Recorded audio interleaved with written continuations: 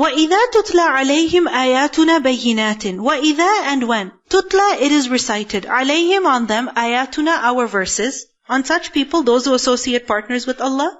When our verses are recited to them, بَيِّنَاتٍ, as clear evidences, as clear proofs.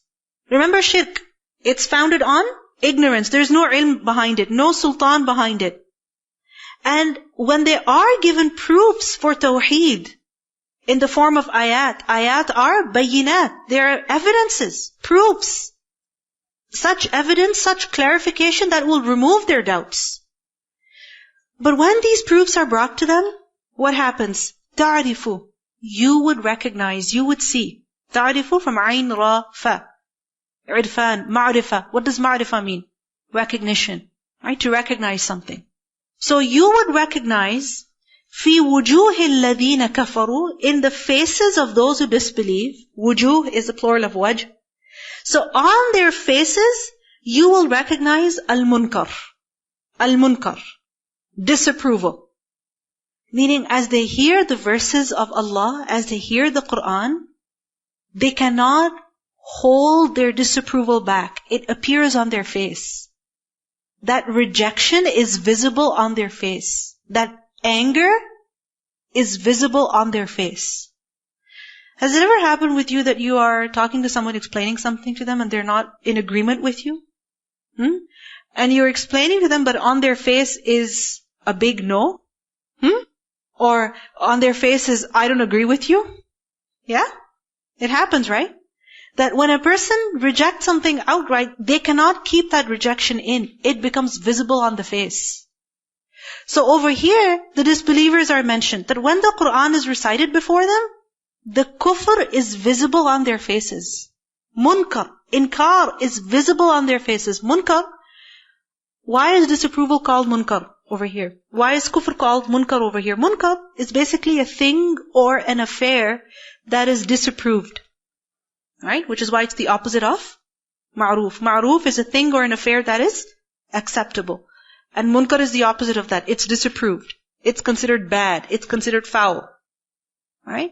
Then munkar is also used for something that has become difficult, severe, hard. Alright? And here, munkar gives the meaning of inkar. That when a person fails to know something, or he fails to recognize something, he is ignorant of it. Remember, Ibrahim a.s. when the angels came to him in the form of guests, they were qawm munkarun, right? They were a people whom he did not recognize, right? Now, when you don't recognize something, or when you find something hard, or when you disapprove of something, what appears on your forehead? A big frown.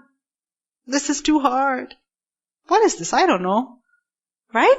So, instantly, your face, it shows what you're feeling. This is too hard. I don't agree with this. I don't understand this. So, munkar over here means disapproval, which is obvious by their frowning, and their anger, and the redness on their face, and the frustration that is visible on their face. تَعْرِفُ فِي وُجُوهِ الَّذِينَ كَفَرُوا الْمُنْكَرِ. You see munkar on their faces. It's not even on the tongue yet. That rejection is visible on the forehead. It's visible in the way that they have contracted their face or something. تَعْرِفُ فِي وُجُوهِ الَّذِينَ كَفَرُوا الْمُنْكَرِ. And this would happen when the Prophet ﷺ would be reciting the Qur'an. He would be reciting even before he would end the recitation. People would be showing disapproval on their faces. Yes, and this is so difficult to see. It's so difficult to see, and it's so difficult to keep talking when somebody's giving you these expressions. Right? You begin to doubt yourself. And if you are, for example, reciting the Qur'an in front of your teacher, and your teacher looks at you with disapproval on her face, what would you think? I'm making a mistake. Right? So even though she's your teacher, and she's there to teach you, instruct you, but when you see the disapproval on her face, you instantly question yourself, am I doing it right? Now imagine if you are speaking before someone who doesn't agree with you, and you see disapproval on their face, would you feel afraid? Would you lose your confidence? Would you think to yourself, I better not embarrass myself again in the future. But look at the Prophet ﷺ. He did not stop. He would continue to recite the Qur'an to people, calling them to Allah, even though they showed disapproval by their faces. And when he would end the recitation, then they would begin with their words. During the recitation, they would show with their eyes. After the recitation, they would start with their words, disapproving him. Yakaduna, they almost, yastuna, they attack, billadina, those who yatluna alayhim ayatina, who are reciting on them our verses. Meaning the people who are reciting the Qur'an, these disbelievers would almost attack them. Meaning they get so angry, they cannot keep that anger to themselves. It's visible on the face, and it's almost about to come out in a physical assault. Look at the word yastuna. Yastuna from sin, ta, waw, satu. Sata bihi. Like over here, yastuna billadina, bi. Sata bihi means that a person, he just rushed against another, alright, sprang up and literally assaulted him, attacked him, seized him violently with a raised hand. Has it ever happened? For instance, you might have seen on TV, or maybe in real life it may have happened, that somebody is saying something and the other gets so angry, they just get up in their anger with their hands raised up. But how dare you say something like that? How could you do this? This is yastuna. And if somebody advances towards you in this way, just imagine somebody huge is getting up and with their arms up, hand up in the air, as if they're ready to take you by your neck and strangle you. What would you do? Bye. I'm going away. Or you just be quiet. يَكَادُونَ يَسْطُونَ بِالَّذِينَ يَتْلُونَ عَلَيْهِمْ آيَاتِنَا. What does it show? They're very angry. They're not happy with the Qur'an. They don't like to hear the Qur'an. Allah says, قُلْ, say, أَفَأُنَبِّئُكُمْ, should I inform you, بِشَرٍ مِّن ذَلِكُمْ, with shar, meaning worse, min dhalikum, than that? Then what? Then what you're doing. You're so angry, you cannot keep that anger to yourself. You can't wait until the reciter of the Qur'an would stop, and you can't wait to assault him. You're ready to attack him, you're ready to strangle him, to take his life. Should I tell you something that is worse than that? An-nar. It is the fire of hell. وَعَدَهَا اللَّهُ الَّذِينَ كَفَرُوا. وَعَدَهَا, He has promised it. Who has promised it? Allahu, Allah has. Who has He promised this fire to? الَّذِينَ كَفَرُوا, those who reject, those who disbelieve. And that place, this fire, وَبِئْسَ الْمَصِيرُ, what a terrible destination it is. Wretched it is as a destination. We see that in Makkah, there were many times when the Prophet ﷺ would recite the Qur'an to the people and they would become angry. And not just him, even other companions. For instance, Ibn Mas'ud radiallahu anhu. He was one of the first people to recite the Qur'an publicly. And he recited Surah Al-Rahman. And when he was reciting, people were clearly angry. The anger was visible on their faces. And over here it says, يَكَادُونَ يَسْطُونَ, they're about to assault. But in the case of Ibn Mas'ud radiallahu anhu, they actually assaulted him. They actually beat him up. They actually attacked him so that he could not recite the Qur'an anymore. He could not complete the recitation of Surah Al-Rahman. Abu Bakr radiallahu anhu. When the hijrah to Abyssinia happened, Abu Bakr radiallahu anhu also went out to immigrate. He went along with Uthman radiallahu anhu and other companions to go to Abyssinia. But there was a person coming from outside of Makkah, an outsider, and he was also a nobleman. When he saw Abu Bakr leaving, he asked him, where are you headed to? He said, I can't live here anymore. I'm going away to Abyssinia to find refuge there. And that man said that a person like you, Abu Bakr, there's no way that you can leave Makkah. If people of Makkah don't give you protection, you have my protection. It would be a huge embarrassment for all of us if a man like you was to leave Makkah.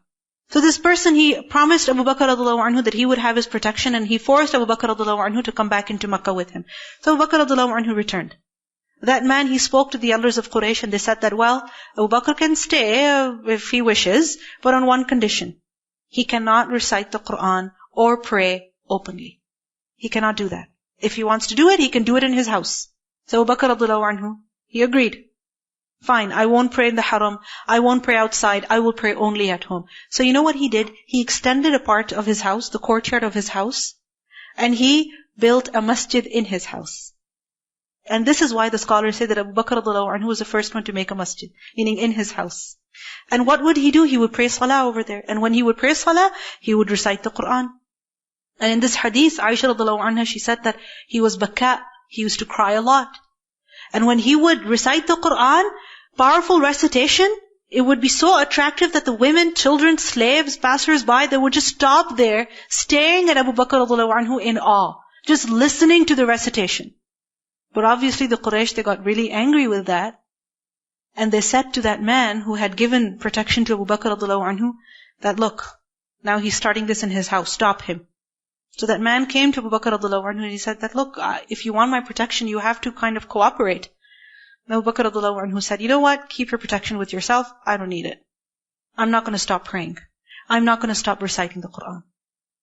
So we see that the mushrikeen of Makkah, they could not even tolerate listening to the Qur'an. They hated to listen to the Qur'an. They could not tolerate watching someone pray salah. They couldn't handle it. And when is it that you cannot even hear certain words, or you cannot even see someone doing something? When? When you hate it with all your heart. When you get super irritated by it. You know, for instance, somebody in your family maybe, they say certain words. You know, for instance, children, they start whining, and that sound of whining, it just makes people angry. Just makes them furious. Right? So, why is it that it makes them so furious? Because they just hate it. They hate it. From all their heart, they abhor it. So they cannot tolerate even a minute of it. Even a second of it. Now imagine having that much hatred for the words of Allah. So much hatred for the Qur'an. And you might think that, well, this happened then. It even happens today. You know, my mother, she told us about the story, and she also mentioned in one of her classes that she was, alhamdulillah, very active in Pakistan in all women's affairs. So there was a conference about women's issues, and a huge discussion broke about, and it was her turn to speak. So she basically opened up the Qur'an, and she said that, look, but in the Qur'an, this is what it says. And she said, I opened up the Qur'an, and all the people over there, they became so angry with me, they said, please close it. And these are Muslims. They said, please close it. We don't want to listen to anything that is from the Qur'an. If you have something to say from yourself, please go ahead. But from the Qur'an, do not open that. Do not open that. We don't want to hear anything from the Qur'an. And she said she was forced to close the Qur'an in that conference. But she said that is what gave her the motivation. That no, Qur'an is for all. I'm going to do my best to take the Qur'an to everybody. That gave her the motivation. So this happens today also. That you wish to recite the Qur'an, you wish to open up the Qur'an, you mention something from the Qur'an, but people become angry. They're like, be quiet, don't say anything from the Qur'an, close this Qur'an, put this away. They cannot handle it. And this shows you the hatred that they have. And this hatred exists today as well. So we need to see how much love do we have for the Qur'an, that when people tell us to put it away, how much love do we have to open it up again and again and to take it to others? While there are some people whose hearts are full of hatred for the Qur'an, is our heart full of love and respect for the Qur'an? This is what we need to see. This is what we need to be concerned about. Allah says, Ya ayyuhan nas, O people, ضُرِبَ مَثَلٌ, an example is presented. فَاسْتَمِعُوا لَهُ, so listen to it attentively, pay attention to it. Pay attention to it. What is this example? This example is about shirk. Because the main reason why the mushrikeen hated the Qur'an was that the Qur'an did not support idolatry. It did not support idolatry. And the mushrikeen, obviously, they loved their idols. That's what their lives were about. It revolved around idolatry. So, over here, the root of the problem, shirk, that is tackled. that Allah gives an example of shirk, of the reality of shirk. That think about it. What is it that you are clinging to? What is it that you're holding on to? What is it that you are so defensive about? Shirk? Is that what you care about? Well, shirk. Listen. An example is presented. فَاسْتَمِعُوا لَهُ. Pay attention to it. Listen attentively. Think. Reflect. إِنَّ الَّذِينَ. Indeed, those who. تَدْعُونَ. You call upon. مِن دُونِ اللَّهِ. Besides Allah. تَدْعُونَ from dua. Those whom you make dua to besides Allah. Those whom you worship besides Allah. What ability do they have? Lan, never. Yakhluqu, they create. Dhubaban, a fly. Walau, even if. Ijtama'u, they gather up. They unite together. Lahu, for it. Meaning for this purpose. Those that you worship besides Allah, they cannot even make a single fly. Even if all of them gather together and unitedly they try, they put all their resources together, their efforts, everything together, and they try to make a fly, no, they will not be able to make a fly even. They do not have that power. They do not have that ability. And how weak are they? That they fail before the fly. How? وَإِنْ and if يَسْلُبْهُمْ, it takes away from them. Who? The fly. يَسْلُبْهُمْ, from the root letters, sin, lam, ba, salb. And salb is to take away. So يَسْلُبْهُمُ الذُّبَابِ. If the dhubab, the fly, it takes something away from them, shay'an, something, and shay'an, anything. Even something very, very small. If the fly takes away from them, can they get it back? La, not yastanqiduhu. They recover it. They cannot get it back from the fly. They cannot take it back from the fly. Yastanqidu, from the root letters, nun, qaf, dha, naqd. Naqd is to rescue something. Save it, recover it, liberate it. So what the fly has caught, what the fly has taken away from them, they can never take it back from the fly. Why? Because they cannot even catch the fly. They cannot even kill the fly. Recently I went to Pakistan on my last trip. And of course, in Pakistan, there's too many houseflies. Alright? If you leave your window open, you leave your door open to get some fresh air. Before the fresh air comes in, the flies are in. Alright? And then so many flies everywhere, you wonder, how do I get rid of them? So you go around with something, like a newspaper roll or something, and you look like a fool. Alright? Literally, you look like a fool trying to swat flies. Because you try to swat it, you try to attack it with a huge newspaper roll, but before it hits, the fly is gone. Sits on your head, you try to smack your head in order to catch the fly is gone, and you just hit yourself. You cannot even catch the fly, let alone get back from the fly what it has taken away from you. Why can you not get it back from the fly, what it has taken away from you? Because what the fly takes, what is it? How does a fly eat? Do you remember? How does a fly eat?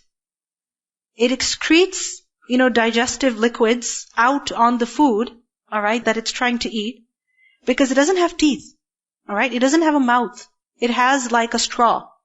So through that straw, through that pipe, it excretes digestive liquids, and then, that juice basically, it sucks it up. So it's already digested when it goes in the stomach of the fly. It's already digestive. It's already changed. It's already altered. How can you get it back? You can never get it back from the fly. Even if it is something so small, less than a drop of water, you try to get back from the fly what it has stolen from you, you'll fail. ضَعُفَ الطَّالِبُ وَالْمَطْلُوبُ. ضَعُفَ, it is weak. Who is weak? At-talib, the seeker, the one who is seeking. Wal-matlub, and the one who is being sought. Ta-lam-ba. Talab. What does talab mean? To seek. Talibul ilm, the seeker of knowledge. So talib, the seeker, and matlub, the one who is being sought. Who is seeking over here? People. What are they seeking? The fly, or what the fly has taken from them. And who is the matlub? The fly itself. Right? Because that is also weak. What can a fly do? It lives only 30 days. An average lifespan of a housefly is 30 days. ضعف الطالب والمطلوب. And what can it take away from you? Something so small? Only in liquid form? That's all it can take away from you? Now, remember that this example is about who? Is about who? Idols or the beings that are worshipped besides Allah. So, what do we see here? That ضعف الطالب, talib can also be understood as the mushrik, the one who is doing shirk, the one who is seeking other than Allah.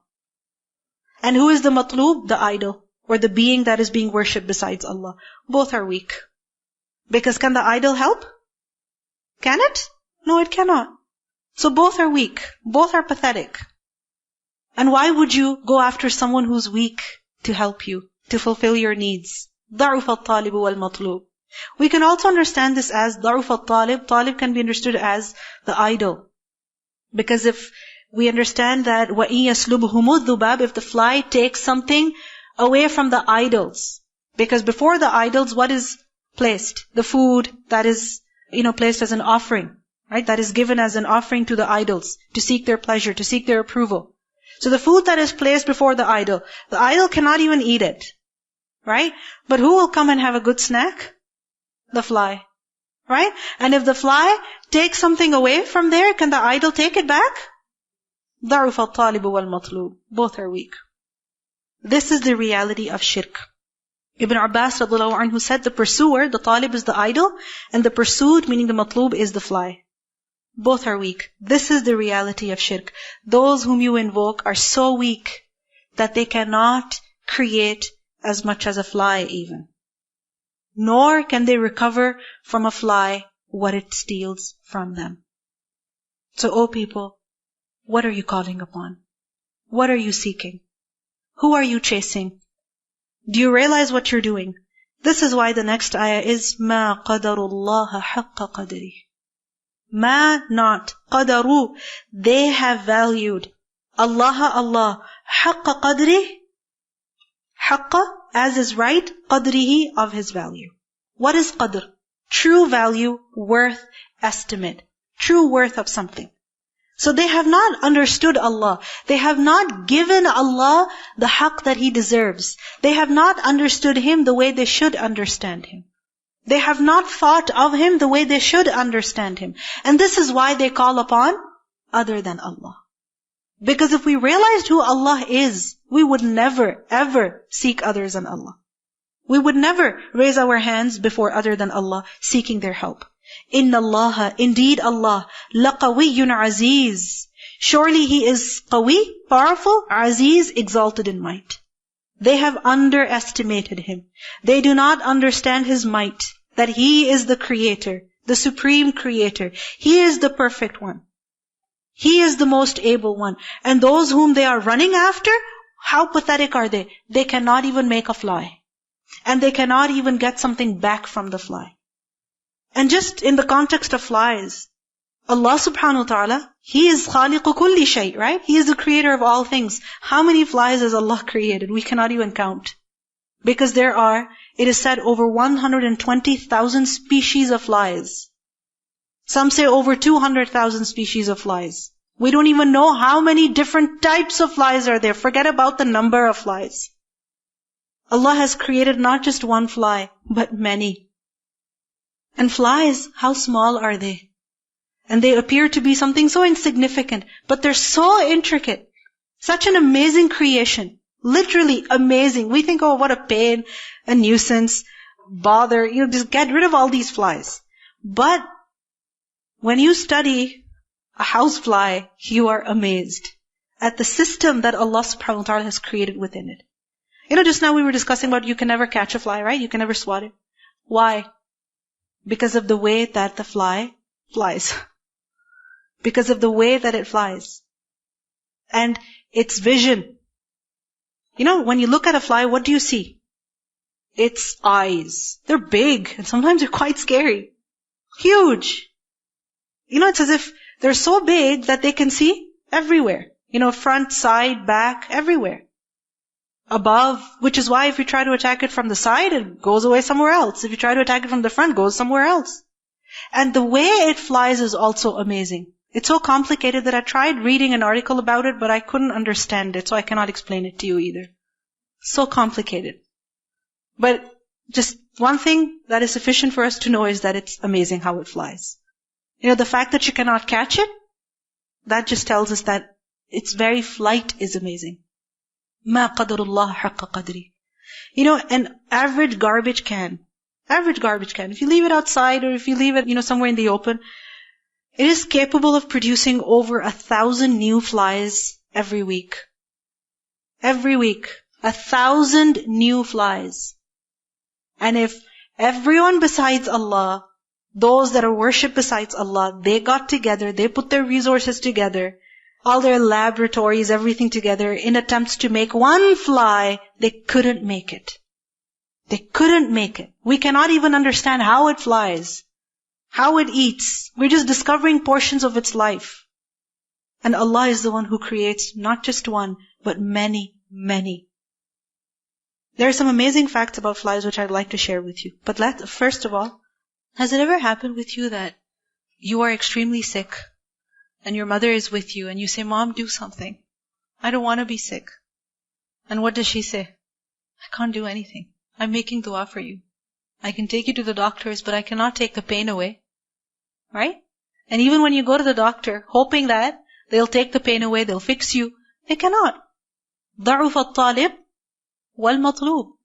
Anyone whom we put our trust in, they are weak. They cannot help us. They cannot take our troubles away. Only Allah can help us and only He can take our troubles away. Everyone else besides Allah, weak. ضَعُفَ الطَّالِبُ وَالْمَطْلُوبُ. They're so weak that they cannot even catch a fly. They cannot even take something away from the fly. Anyway, that's the end of the video. So, you remember the caterpillar? Right? Caterpillar, what happens to it? Eats and eats and eats, and then goes into a cocoon, and then a beautiful butterfly comes out of it. Right? Well, a fly works in the same way. Its life cycle is very similar. But a fly lays an egg, from the egg comes out maggots, and then those maggots, what do? They eat and eat and eat until they go into pupa. And then what happens? The outer skin, it hardens, it darkens, and eventually what comes out of it? A clever fly. Right? Now a fly, each female fly can lay up to 500 eggs over a 3 to 4 day period. Imagine, 500 eggs. The maggots, they emerge from the egg. In warm weather, they can come out of the egg within 8 to 20 hours. So within 1 day, literally, the egg is laid, and what comes out of the egg? Maggot. And then the maggot, what does it do? It eats and eats, and then turns into larva, and then within 4 to 13 days, it can come out, it can emerge as a fly. Right? And this fly, it beats its wings 200 times a second. 200 times a second. This fly beats its wings. That's 3 times faster than a hummingbird. You thought hummingbird was fast? A housefly is even faster. And a fly's average speed in flight is 4.5 miles per hour. Average speed. Now to make this more realistic, a fly can travel 300 times the length of its body in 1 second. So in 1 second, a fly can travel how much? 300 times the length of its body. And a jet traveling at the speed of sound only travels 100 times its length. Just imagine. Flies smell with their antenna. Right? And a fly has 4,000 lenses in each eye. 4,000 lenses in each eye. A fly is truly an amazing creature. It is amazing. And even though they become a nuisance, what are they? Like we learned in this video? Recyclers. Right? They take care of the waste that we leave on this earth. The flies do, or their maggots do, whatever. So, really, this fly, which appears to be so small, even this creature is so intricate. Those besides Allah cannot make a fly even. They cannot even make something close to a fly. Similar to a fly. We came up with a jet, we came up with a plane, we came up with so many different things, but compared to a fly, what do they look like? What a bad fail. Right? I mean, just, if you compare a jet that travels at the speed of sound to a fly, what wins? A fly wins. مَا قَدَرُ اللَّهَ حَقَّ قَدْرِهِ. They don't understand Allah. They don't give Him His due appraisal. They don't appraise Allah with true appraisal. They have not estimated Him correctly. They have underestimated Him. Especially when they say that Allah has partners. Or when they doubt Allah's power. When they think, Allah won't do this. Allah cannot do this. No. He can do whatever He wants. مَا قَدْرُ اللَّهِ حَقَّ قَدْرِهِ إِنَّ اللَّهَ لَقَوِيٌّ عَزِيزٌ. In Surah Al-Zumar, Ayat 67, Allah says, وَمَا قَدَرُ اللَّهَ حَقَّ قَدْرِهِ وَالْأَرْضُ جَمِيعًا قَبْضَتُهُ يَوْمَ الْقِيَامَةِ وَالسَّمَاوَاتُ مَطْوِيَّاتٌ بِيَمِينِهِ. Today we do not recognize the might and power of Allah. But if we reflect a little bit on the creation of Allah, perhaps we would understand. But on the Day of Judgment, people will come to know the power, the might of Allah. When the earth in its entirety will be in His grasp, and the heavens will be folded in His right hand. And Allah will say at that time, لِمَنِ الْمُلْكُ الْيَوْمِ. To whom does the kingship, does the authority belong to today? Allahu yastafi. Allah selects. Allah chooses. مِنَ الْمَلَائِكَةِ. From among the angels. رُسُلًا. Messengers. Rusul, plural of Rasul. Meaning only Allah decides who to select from His angels as messengers. Angels as messengers? Why? Why? To deliver the message to human prophet. Right? Like for example, Allah subhanahu wa ta'ala sent a group of angels as messengers to who? Ibrahim a.s. to give him the good news of the birth of his son and also to inform him about the punishment that was about to come on the people of Lut a.s. Right? So Allah can choose any angel that He wants to be His messenger. In Surah Fatir, Ayah 1, we learn, Alhamdulillahi fatir as-samawati wal-ard, ja'il al-malaikati rusulan. Allah has made the angels rusulan, as messengers, to execute His commands, to deliver His messages. So from the angels, Allah selects. وَمِنَ النَّاسِ, and also among the people. Because you see, the mushrikeen of Makkah, they had a big problem. They said, why Muhammad sallallahu alaihi wasallam? How come he's been selected as a prophet? Why not some other great man from Makkah, or some other great man from Ta'if? Someone who is wealthy, someone who has power, someone who has many sons, all of their standards of greatness, right? So whoever met those standards, they said, why not that person? Why not this person? What does Allah say? It is His decision. It is His choice. Some people may object, why an Arab prophet? Why a prophet from Makkah? Why not somewhere else? Well, you know what? This is not a decision that we make. This is a decision that only Allah makes. And who are we to question Allah's decision anyway? إِنَّ اللَّهَ سَمِيعٌ بَصِيرٌ. Indeed, Allah is hearing and seeing. He hears what people say. He sees what they do. He knows His creation. And He knows who is most deserving of this position, of this role, of being the messenger of Allah. يَعْلَمُ. He knows مَا بَيْنَ أَيْدِيهِمْ, that which is before them, وَمَا خَلْفَهُمْ, and that which is behind them. وَإِلَى اللَّهِ تُرْجَعُ الْأُمُورِ. And to Allah all matters shall return. Allah knows the creation. Allah knows what is before every creature and what is behind every creature. Meaning He knows all the circumstances of every single creature of His. So does He not know who to choose as a messenger and who not to choose? Allah knows. He knows who is most deserving. Now, يَعْلَمُ مَا بَيْنَ أَيْدِيهِمْ. He knows what is before them, in front of them. What does it mean? Meaning what the people are doing. What they are going to do. And وَمَا خَلْفَهُمْ, that which is behind them, meaning when they're gone, what will happen behind them. You understand? When they're gone, what will happen behind them. So for example, right now, what is before us? What we're doing, what we're about to do. What we do in our lives. And once we go, will life continue behind us? Yes. So what's going to happen after we go? Allah knows about that also. So in other words, Allah knows what's happening in our lives, and Allah knows what will continue after our lives. He knows us beyond us. He knows us in the sense that He knows what is in our world, and He knows what will be after we are out of the picture. He has full knowledge. He has complete knowledge. وَإِلَى اللَّهِ تُرْجَعُ الْأُمُورِ, and all matters shall be returned to Allah.